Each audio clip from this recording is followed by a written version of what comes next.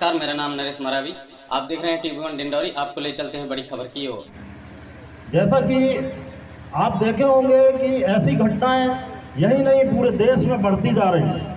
तो इसका मतलब है कहीं ना कहीं इनको जो सत्तासीन सरकारें हैं, पहले कांग्रेस की रही फिर भाजपा की रही, लेकिन दोनों ही सरकारों के टाइम पे आदिवासियों का अन्याय अत्याचार शोषण हुआ है किसी न किसी तरह से। पहले हम लोग, मुझे ऐसा लगता है कि आज़ादी के पहले आदिवासी ज़्यादा स्वतंत्र थे और आज़ादी के बाद ना पूरे संविधान लागू हुआ आज तक, ना कुछ भी नहीं हुआ और दिनों दिन हर दिन ऐसी एक घटनाएं होती। जैसे आप देख रहे होंगे मेंदवानी के पहले मंडला में एक बैगा को नक्सलाइट बनाकर मारा, उसके बाद रीवा के मऊगंज में एक आदिवासी को पहले हत्या कर दी गई, वहां भी पुलिस प्रशासन की नाकामी के कारण दूसरी हत्या पुलिस वाले की हुई, ये उन्हें भी भुगतना पड़ा। और उसके बाद बालाघाट में 4 बच्चियों के साथ बलात्कार हुआ, लेकिन भाजपा का कोई स्टेटमेंट अभी तक ऐसा नहीं आया कि आदिवासियों के साथ ऐसा क्यों हो रहा है। डॉक्टर मोहन यादव की सरकार, मुझे ऐसा लगता है कि पूरे मध्य प्रदेश में ये टारगेट किया जा रहा है कि आदिवासियों को जैसे तैसे ऐसे मार मार के इतना कमजोर कर दिया जाए कि ये दोबारा ऐसा बोले नहीं। लेकिन मैं आपको बदला देना चाहता हूं कि दादा हीरा सिंह मरकाम ने जो प्लेटफॉर्म दिया है और राजनीतिक पार्टी बना के गए हैं, उनको वो ऐसा करके गए हैं कि गोंडवाना गणतंत्र पार्टी अभी जिंदा है, ये ना भूलें। और जिस दिन जैसे हरि सिंह मरावी जी ने कहा 2003 की तरह हम उससे और भी ज़्यादा 2 गुना ज़्यादा उत्साह के साथ अगले 2027 और 28 में दिखा देंगे कि ये सरकारें क्या करती हैं और हम लोग क्या कर सकते हैं। और मैं सभी ऐसे क्षेत्रों में रहने वाले, जैसे कि मेंदवानी में 90% से ऊपर आदिवासी रहते हैं, लेकिन ऐसे कोई इन लोगों से डरने की जरूरत नहीं है। एक साहू आपने देखा होगा, उस दिन पिपरिया माल में हम लोग गए थे, बजाज क्षेत्र में पूरे बैगाओं की जमीन वो अंदर घुस के बिकवा दिया। एक पाठक जी की कंपनी जो कि बीजेपी से ही रिलेटेड है, ऐसे लोगों ने पूरे गांव को उजाड़ दिया। और इस टाइप का हर जगह हर गांव में ये ज़मीनें, जैसे कि हमारे रवि बैगा साहब बताए कि ये आदिवासियों के साथ शादी करके, तो ये कोई मुस्लिम को सामने रखते हैं और बाकी सारी जाति के लोग शोषण करते हैं। ऐसा आपने प्रोपेगेंडा देखा होगा, ये भाजपा का ये षड्यंत्र है। ऐसा तो हमें यहाँ नजर नहीं आता, लेकिन उससे ज़्यादा अत्याचार अब दिनों दिन देखने मिल रहा है। तो इससे सतर्क रहने के लिए हमको बाबा साहब के 3 मंत्रों को याद रहना चाहिए। सभी को पता है, लेकिन हम पता नहीं शिक्षित हो रहे हैं और संगठित नहीं हो पा रहे हैं। संगठित नहीं होंगे तो संघर्ष नहीं होगा, इसलिए शिक्षित बनो, संगठित रहो, फिर संघर्ष करो। तो ये 3 मंत्रों को याद रखना भी ज़्यादा जरूरी। और हमारे सभी गोंडवाना के कार्यकर्ताओं से मैं अनुरोध करना चाहता हूँ कि हर गांव में आप ऐसे 10-10 युवा जो पढ़े लिखे, ऐसा नहीं है कि आज की डेट पे कोई गांव में 10 युवा आपको ना मिले पढ़े लिखे, तो इससे गंभीरता के साथ जो अपने साथ हो रहा है आप भूल जाओ अभी तक क्या हुआ क्या नहीं हुआ।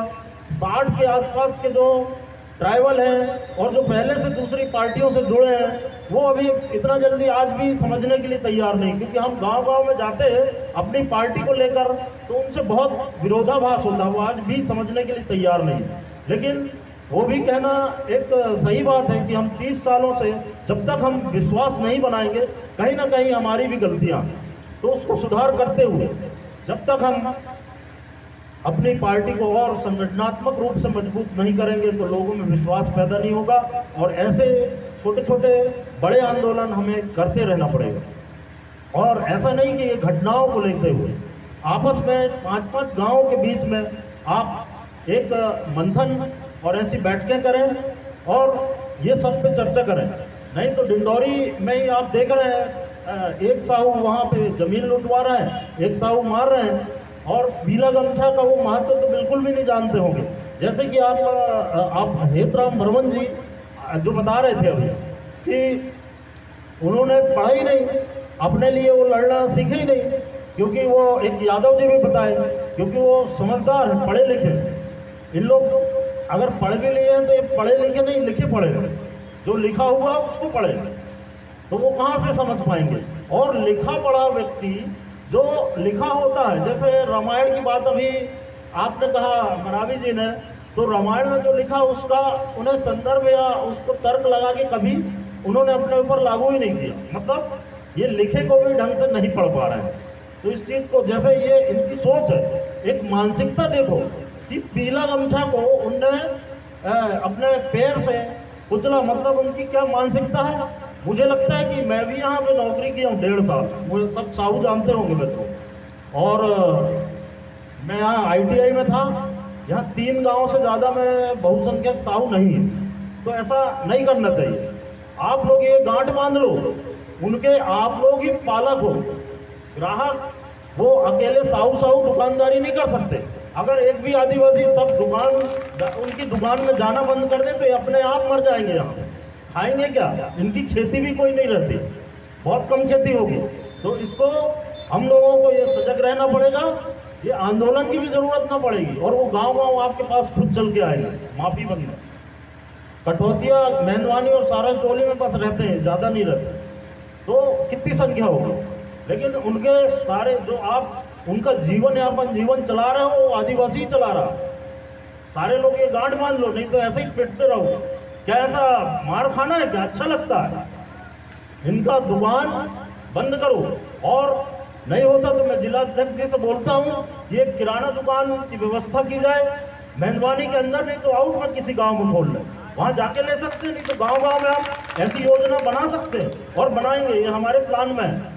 कि दादा ने एक बार बहुत पहले जो शुरुआत किया था और जो सपने देखे थे, ये हम लोगों को आदिवासियों को बचाने के लिए ये सारे प्रोग्राम को हम धरातल पर लाएंगे। किसी सरकार की जरूरत नहीं पड़ेगी, क्योंकि सरकार हमेशा 5 साल के लिए आदिवासियों को आज तक झूठ बोल के और फरेब से हमारी जमीनें, वोट बैंक को सबका उपयोग किया, अपनी संख्या का उपयोग किया।